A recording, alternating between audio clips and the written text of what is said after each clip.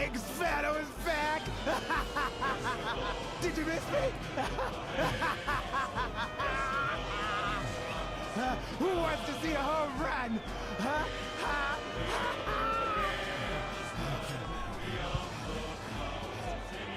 Now you're gonna see. Bring it on! Let's go!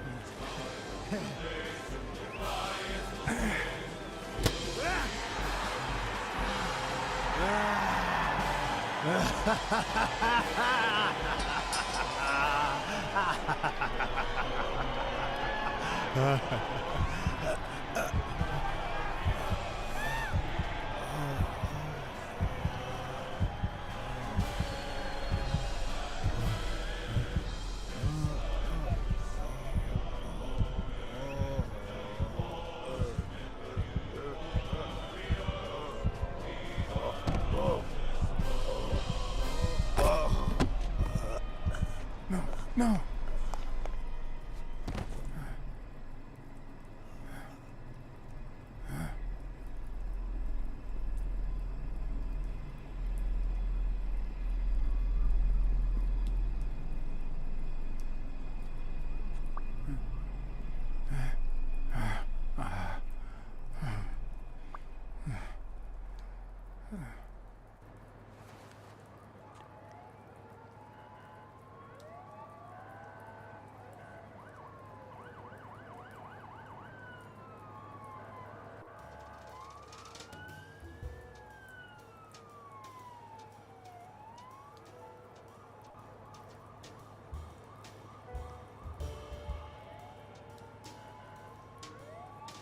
Don't torture yourself. You did everything you could.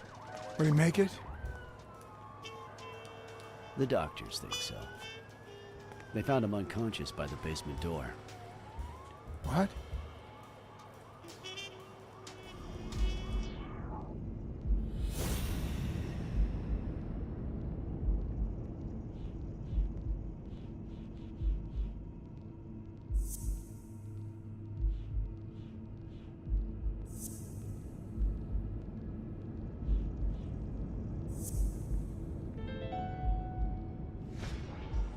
Could Gil have blocked the basement door from the outside to kill Mitchell? You think?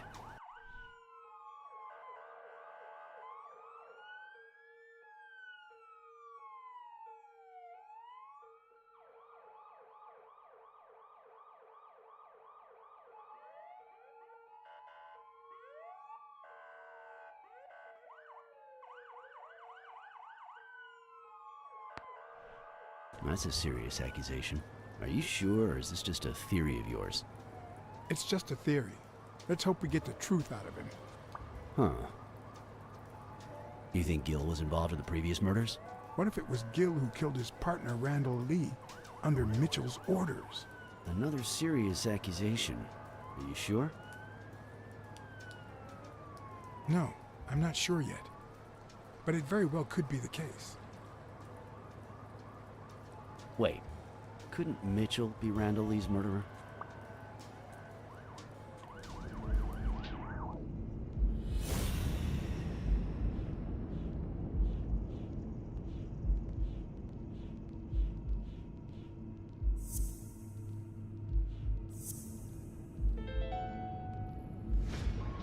So he misses with 2 shots at point-blank range, and then he hits a guy smack in the forehead from across the street?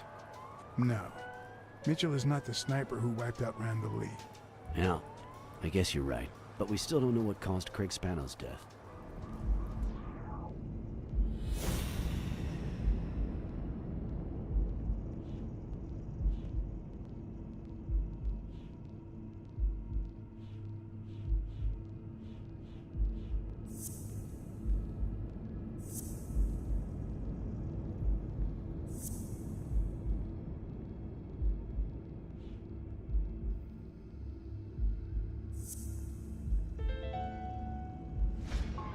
There's no doubt about it. Spano took drugs from the lab, and they killed him. But if that were true, how many more athletes are in danger? And most importantly, who are they? Is Bobby Yale involved? I didn't see them all, but write down these names.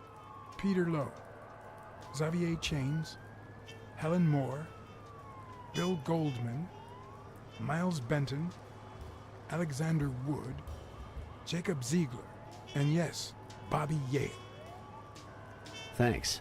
Saving lives for a change, huh? In any case, thanks for the call. I was starting to think you'd never trust the police again.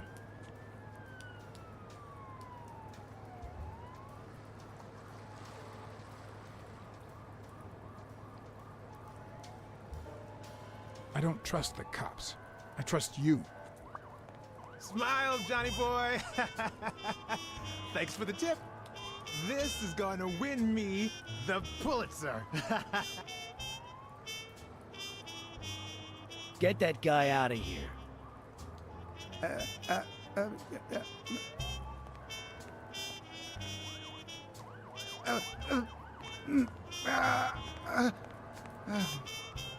All right. Let's get this over with.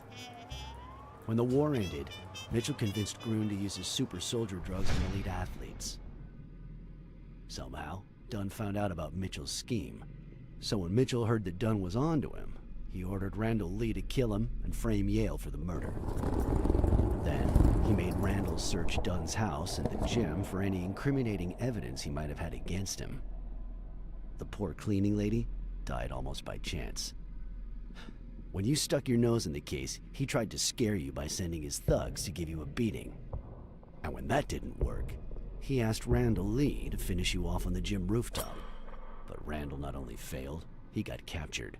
So Mitchell ordered Gil to put a bullet through his head, which only made Gil upset. You kept getting closer and closer to the point of discovering his headquarters. When Mitchell realized he was cornered, he burned his bridges by setting the lab on fire, along with Dr. Groon and his daughter. Gil saw the opportunity to get back at Mitchell, so he blocked the only exit so that he would also die in the fire. Did I leave any loose ends? Just a few. But don't worry about it. I'll take care of them now. So I guess thanks for everything.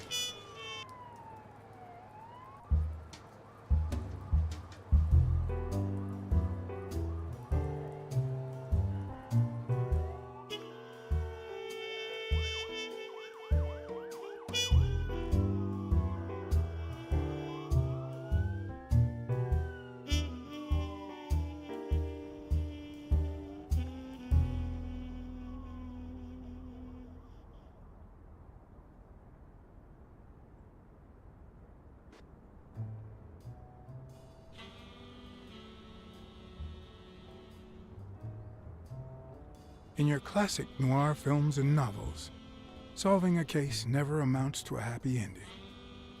The detective is always left with a sense of bitterness. A feeling that, before he took the case, the world was a better place. That he was a better person. Come on, now speed it out. Sometimes I just let my character get the best of me. What do you want from me? I told Stone what I knew, that he was going to let Yale win, that if he didn't, O'Leary would destroy Helen Moore's career, and that Moore was doomed either way, or would be as soon as America discovered her sweetheart was on drugs. I don't believe you. No way. Who sent you? Today, nobody. And what if I did believe you? What would that change? If I don't do this for her, how could I ever look her in the eyes? How could we stay together? You think you'll stay together when you lose your title and they accuse her of doping? At least I know I tried. I know your record. Your rise to the top is clean, free of both O'Leary's and drugs. God, you might just be one of the only honest athletes I've met recently. Please don't let them change that.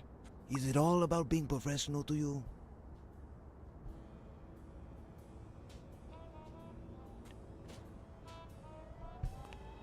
Suit yourself. But trust me, your manager is a murderer. Get as far away from him as possible. Hey, Blacksad. I'll think about it.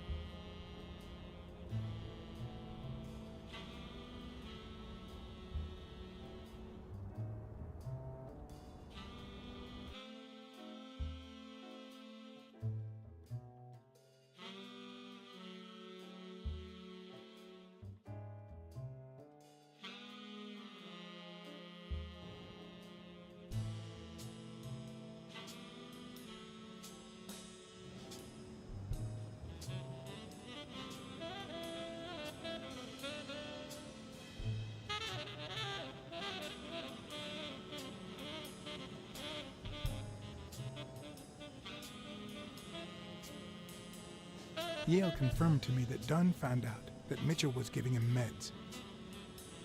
That was the reason they argued the evening of his death. In fact, I was clean at the time. Hadn't used for days. I didn't want to go down that road. I wanted to follow Joe. But he discovered everything. He didn't believe me when I said I had nothing to do with it. But you used again. Only after his death. I needed to cope. But the drugs gave you a panic attack. Yeah. But I've been clean ever since. Mitchell gave you the pills when he stopped by the hospital. Hence, your miraculous recovery. Are you planning on taking them before the fight? Don't do it, Bobby.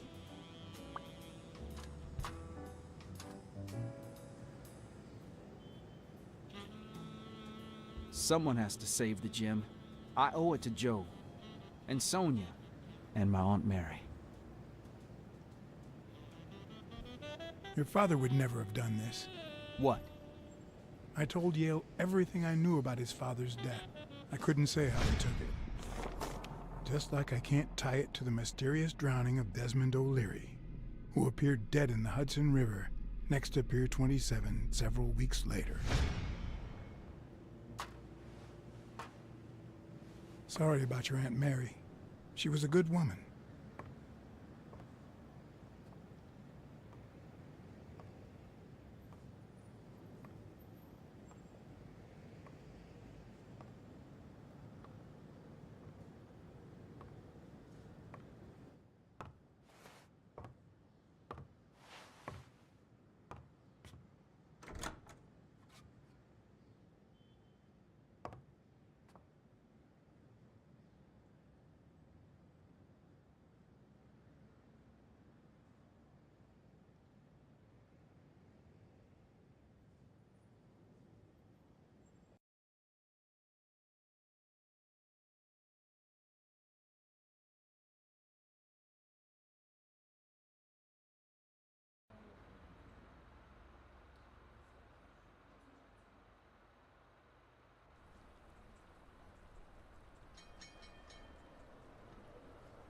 Stone and Yale hadn't taken away the bitterness I felt. I needed a friend. In appreciation for the tip I'd given him, he insisted on buying me a milkshake that he drank. After the perfect storm of corruption and murder, only friendship could reconcile me with the world. Only that could make me believe in mankind again. Only that could cleanse my soul. Only that, and money.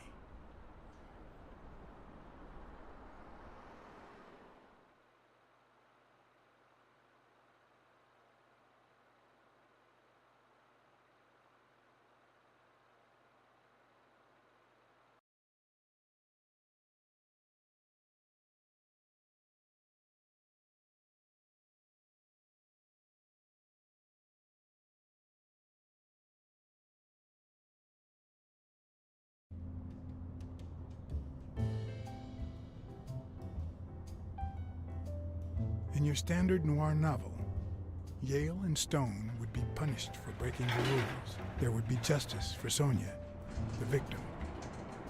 But this was the real world. As the detective who had cracked the case, I just had to get my paycheck and be on my way. Nice to meet you, Mr. Blacksad. Mr. Thorpe is on his way. Care to take a seat while you wait?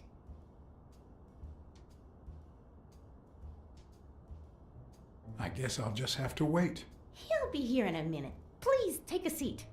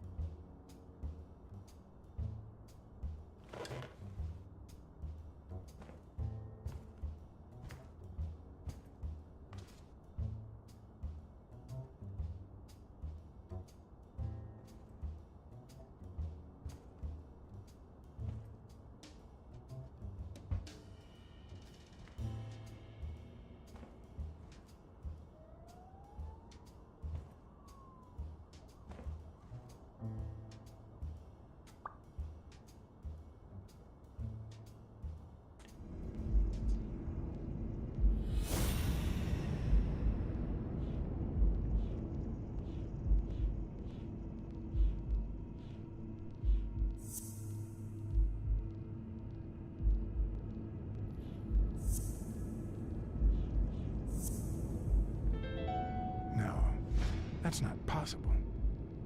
But what if Tim Thorpe was somehow involved in Mitchell's operation? Mr. Blacksad? Mr. Thorpe is running later than expected, but he insists on meeting you, if you don't mind. Sure, as long as you help me fight off this boredom.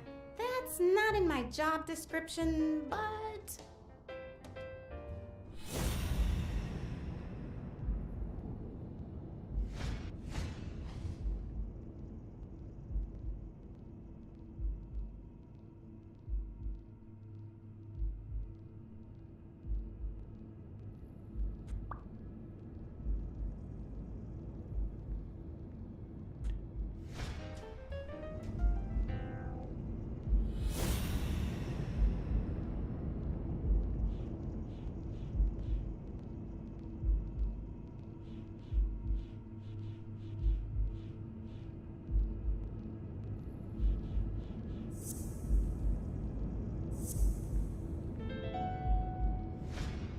If my hunch is right, there should be a meeting with Mitchell noted somewhere in Thorpe's agenda.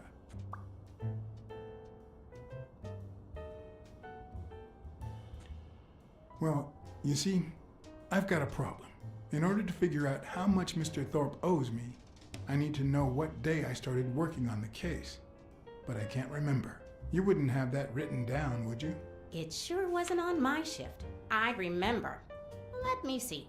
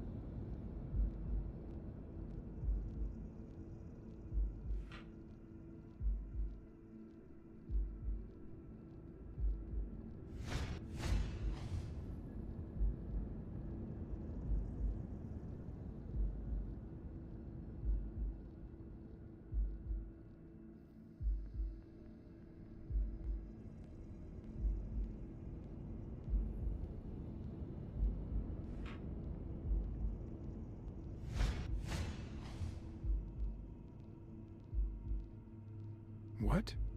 Dunn was here 2 days before he died? Why didn't Thorpe ever mention that? I'm sorry, but your name's not on here.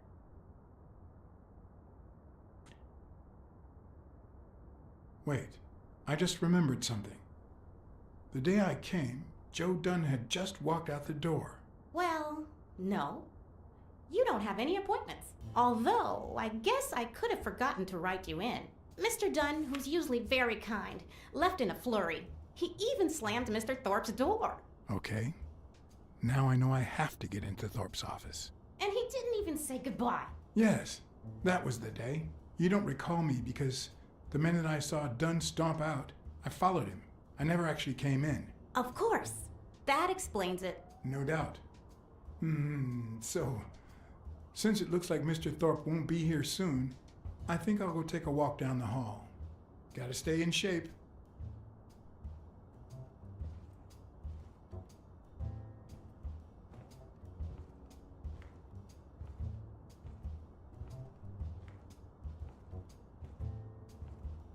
Come on, Thorpe.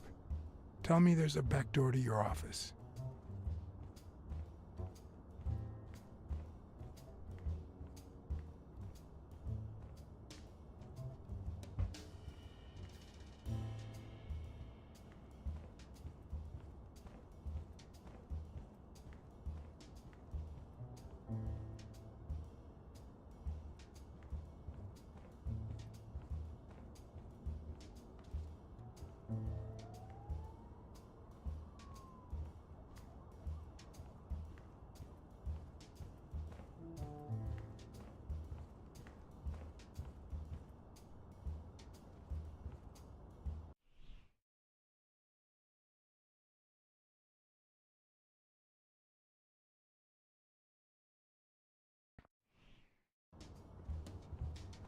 Should I play the Smirnoff trump card again?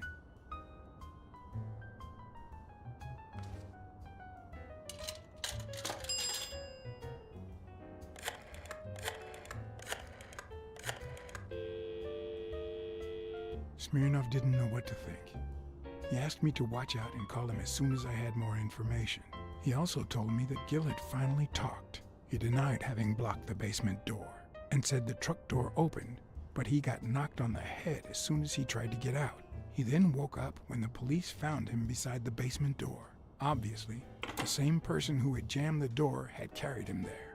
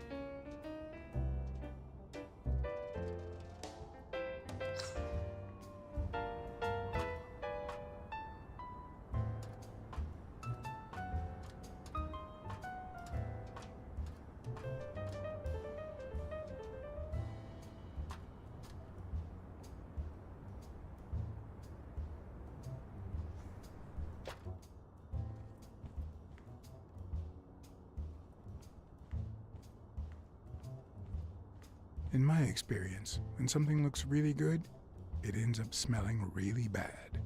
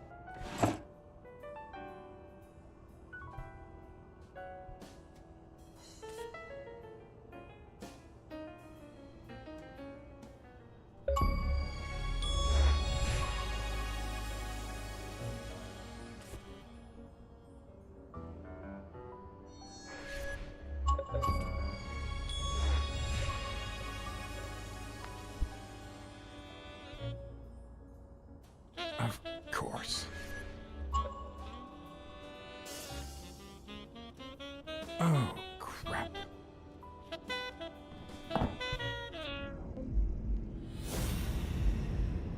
Why am I surprised? In every investigation, there comes a point where every single lead seems to go down the drain. And you have to retrace your steps to get back on the right track.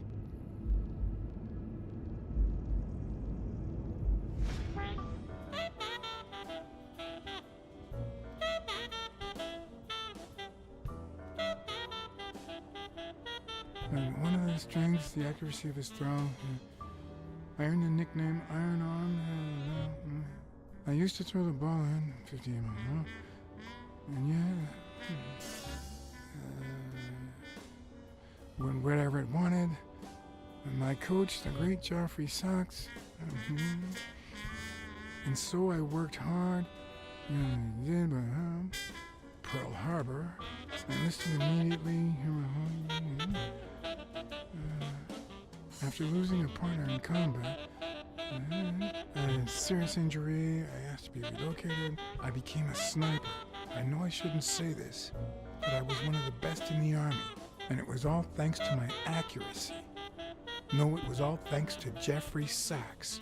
I wonder how many Americans that man saved with my arm. After these words, Tim Thorpe is moved almost to tears and asks me to take a break. It's shocking to see how an athlete and soldier, a man whose aim and skill won him a Medal of Honor and the nickname Surgeon among his brothers in arms. That can't be.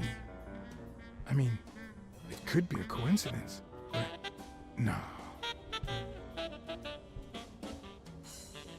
It's a bit strange to see no office chair behind a desk until you remember the desk's owner is in a wheelchair.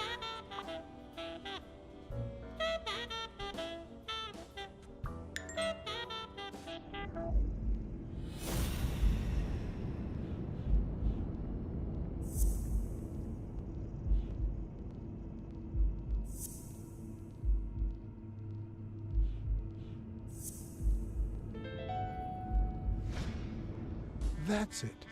Thorpe is the man behind the whole drug operation.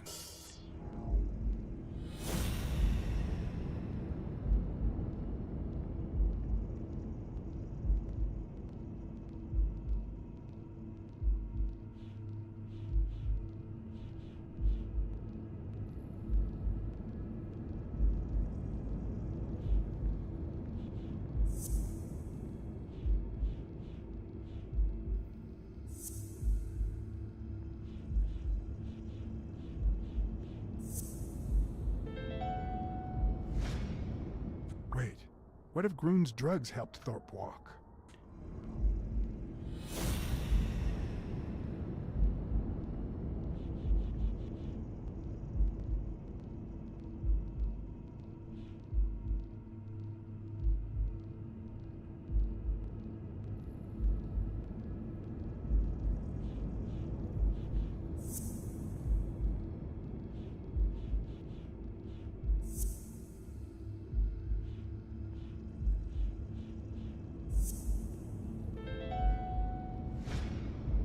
Of course, it wasn't Mitchell or Gill. It was Thorpe who shot Randall at the hospital. Everything adds up now. And yet I can already hear Smirnoff telling me I have no conclusive evidence. What if I set a trap for Thorpe? But how?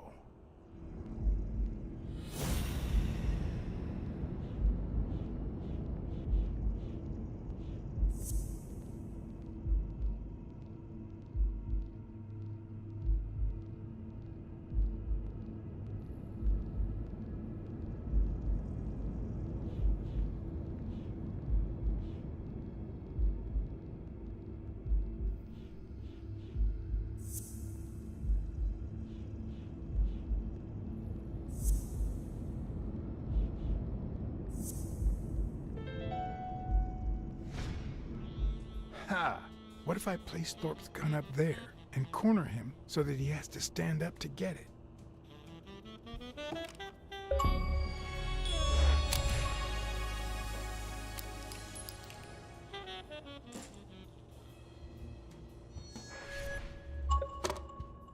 The show was about to begin. All I needed was an audience and some patience.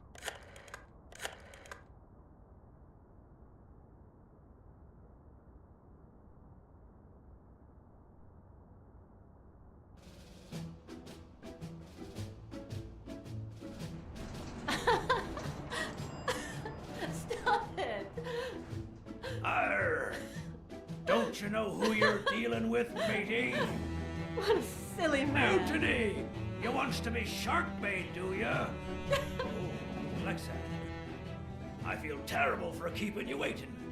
John, But you see, there was mutiny on board, so... stop. see what I have to put up with. All right, helmswoman, to the cabin with you! Onward! Aye, aye, Captain. Come along, Blacksad. Julie, don't let anyone bother us.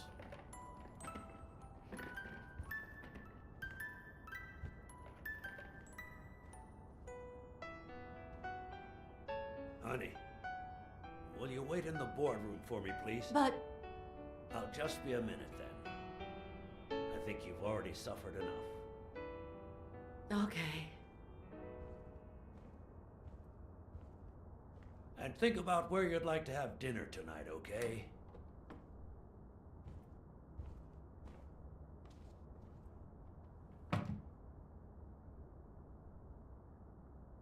You see, I'm not gonna pay you for solving the case.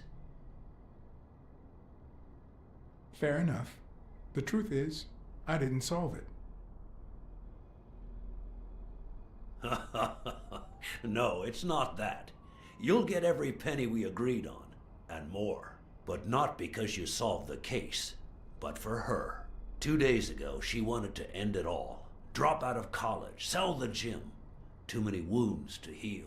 But through your incredible work, you managed to heal them. Well, perhaps not completely. It takes time to get over something like this. But at least, thanks to you, Sonia wants to be happy. She has hope. I'm going to help her make Dunn's gym the best in the city. Who would have ever guessed it, huh?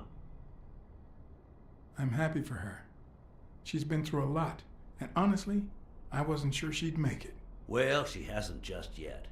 But she will in time. Anyway, back to the case.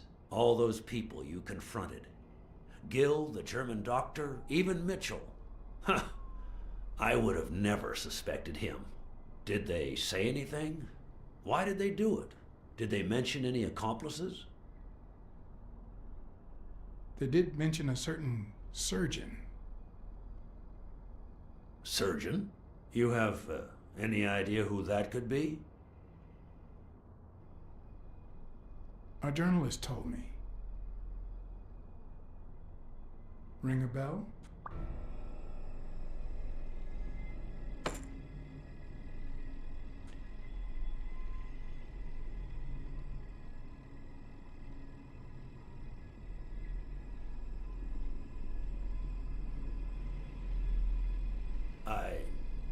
I'm sure you've got good intentions, but you're wrong. What makes you think that? I'm sure there's an explanation. Don't deny it. I know Mitchell gave them to you. People see a wheelchair and think, poor guy, he can't walk. But there's so much more to it than that. Some nights I can't even sleep from the pain. That doesn't explain why you didn't tell me you knew about those drugs. I know you ordered Randall Lee to kill Joe Dunn, and you tried to frame Bobby Yale, who had recently given up your medical services. Joe was my friend, don't you get it? I hired you to solve this damn case. You think that's what a murderer would do? Only because you thought I'd blame Bobby Yale and drop the case. But as soon as I realized something wasn't right, you sent Randall Lee and Gil to give me a scare. And when all that failed, you ordered Lee to kill me. You're the type that won't open his jaws once he's got his prey, aren't you?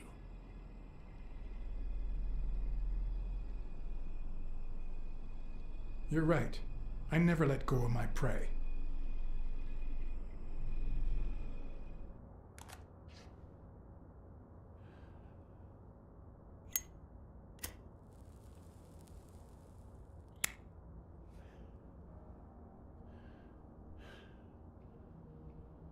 Put yourself in my place for a minute.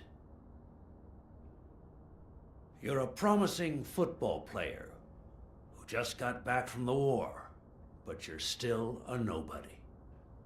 The man you saved kindly opens his house to you, and that man is still undone by his wife's passing.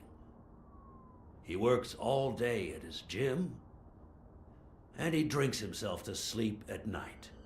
So you practically end up raising his daughter. You give her her very first abacus. You encourage her to further her education.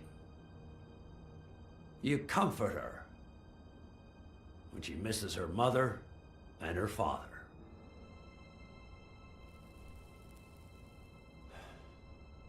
Meanwhile, Your sporting career takes off. Life is good. Until one day, out of the blue, an accident cripples you. An old friend, Mitchell, tells you he knows someone who can help you. A German doctor. His drugs take some time to work, but they do wonders. You manage to walk for short bursts at a time, little by little. And those bursts keep getting longer. But the drugs aren't cheap at all. So you have to find a way to pay for them, don't you see?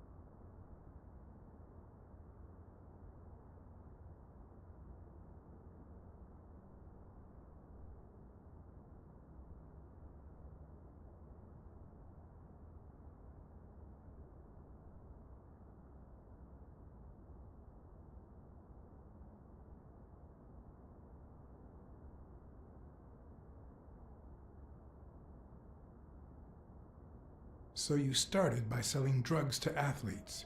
Then you decided to start an advertising agency to hire those same athletes.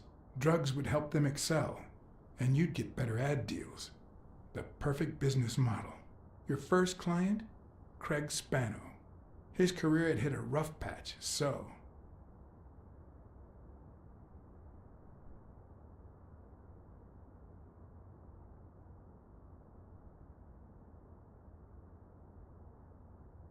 You decided to help him, to reboot his career.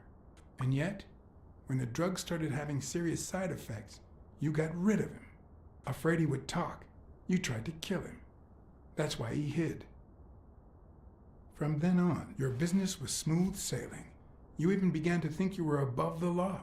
You thought that you were untouchable. Until Joe Dunn found out, and then, 2 days before his unfortunate death, he came to see you. That's enough now. You stop it.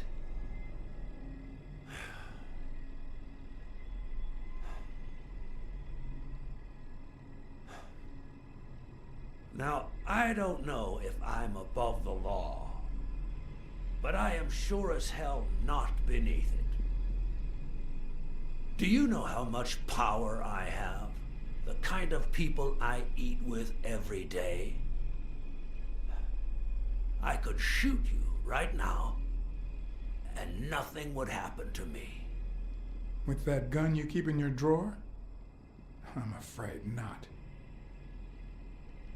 I placed your pistol out of reach, just in case you happen to confirm my suspicions, Ironarm. And now, if you'll excuse me, I have an appointment with the police.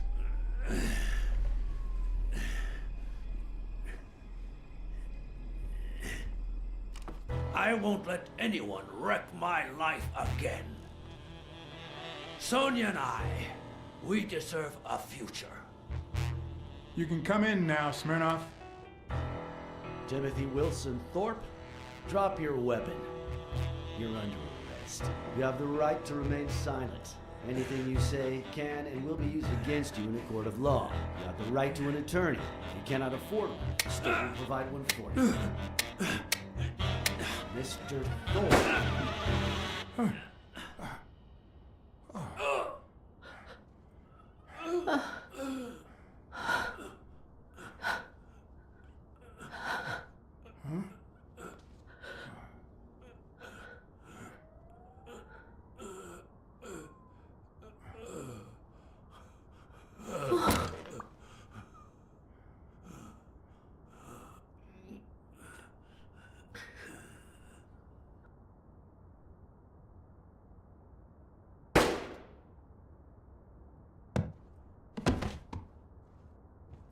No.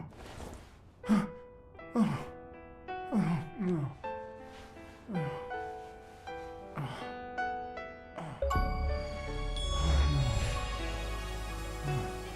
Oh my God.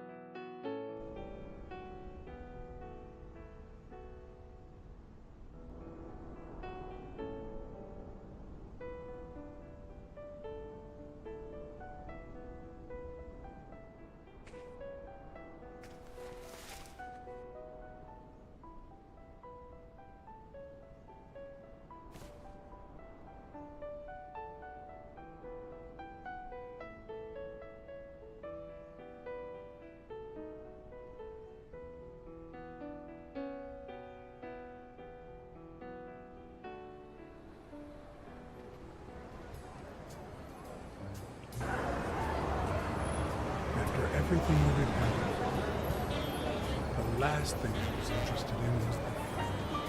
Did Yale take drugs before the fight? Did Stone let him win? I had done everything in my power for things to go the way my moral compass dictated. Whether anyone would listen to me, that was another story.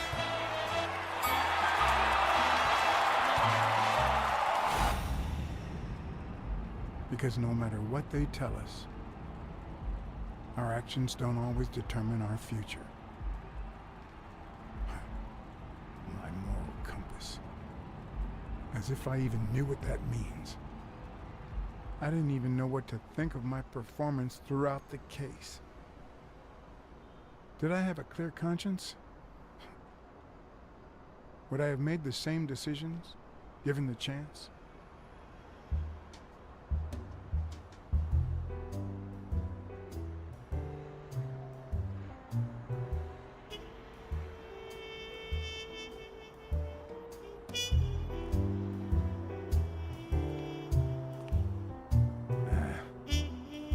What's the difference?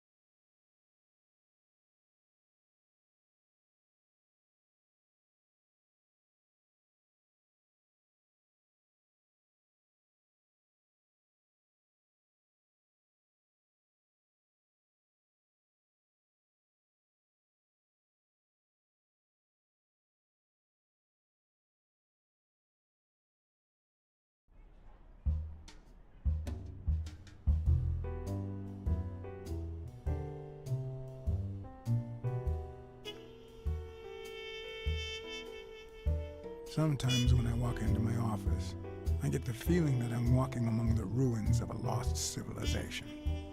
Not because of the reigning disorder, but because it feels like the remains of the civilized person I used to be. Where is that damn detective? I'm gonna rip his head off. I swear I'll tear his eyes out. Hey! Hand over the pictures, you bastard. Now! Otherwise, you're gonna be dead meat. Hear me, cat?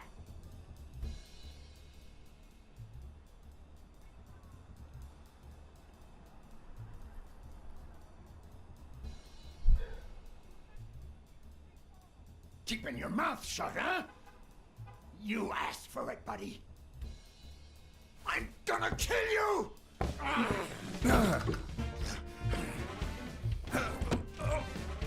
Give me the goddamn pictures! It wasn't the first time I regretted hitting a guy like him. But at least I got enough time to aim at his soft spots.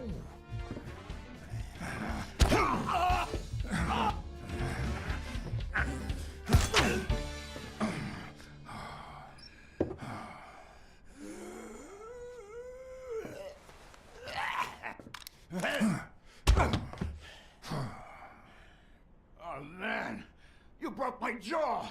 Well, now it matches your marriage. If you show my wife those pictures, I'm dead meat. You'll ruin my life, please!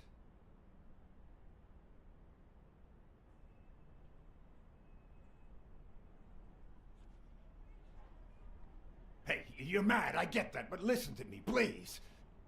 It only happened once, for God's sake. I'm just her bodyguard, that's all. She seduced me. I love my wife, honest to God. I even quit the damn job for her. You can't break up a family for one tiny mistake.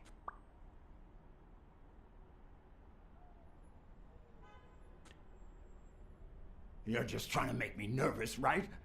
Okay, how about this? You give me those pictures and tell her a white lie, and I pay you 10 times what she's offering. You save my family, and you make a pretty penny. What do you say? Deal? For as long as I could remember, I had collected nothing more than bad gigs, debt, and sorrow. My self-respect and bank account were racing to see who'd hit rock bottom first.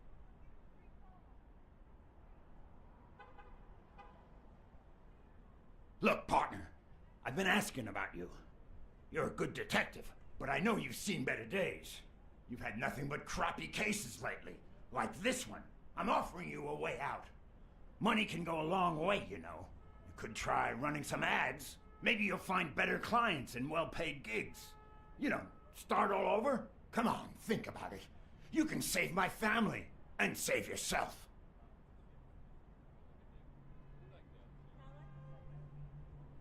Aren't you even gonna consider it, you piece of...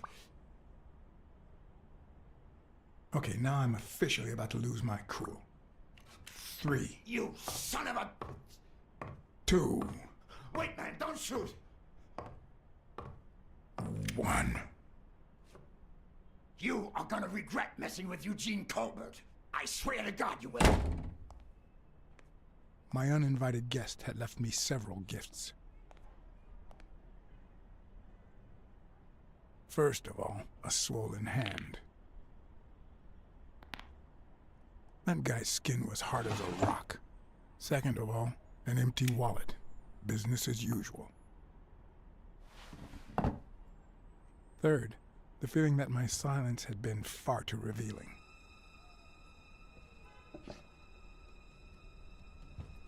Last but not least, the certainty that more gifts were yet to come.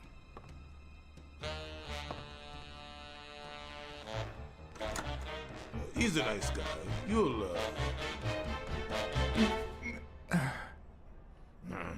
You see what I said about my pal Blacksad?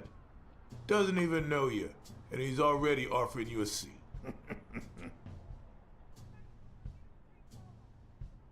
So, cat got your tongue, John? Good, because you need to listen to the lady. I brought you a client.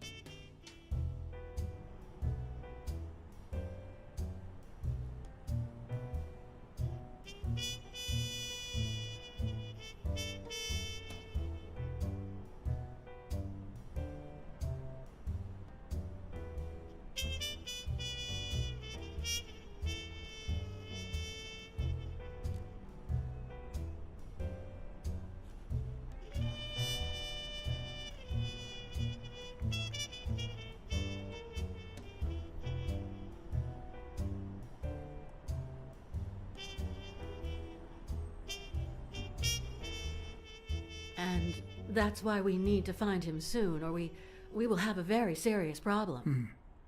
Thanks for the information and the picture. They'll really come in handy. Let me see if I have this straight.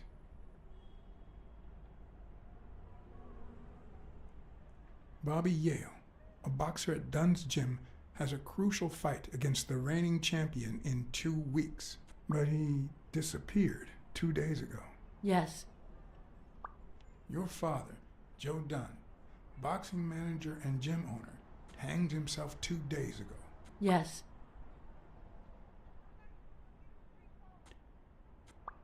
In short, if Bobby Yale is a no-show for his fight, you'll have to pay a fine.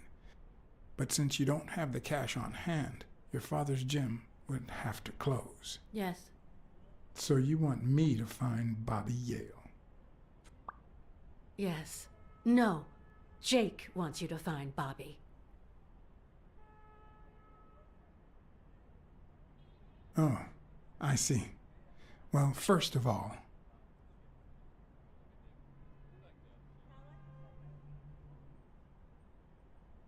your father took his life the same day his pupil disappeared. Sorry, but something just doesn't add up. Damn it, John. Will you take the case or not?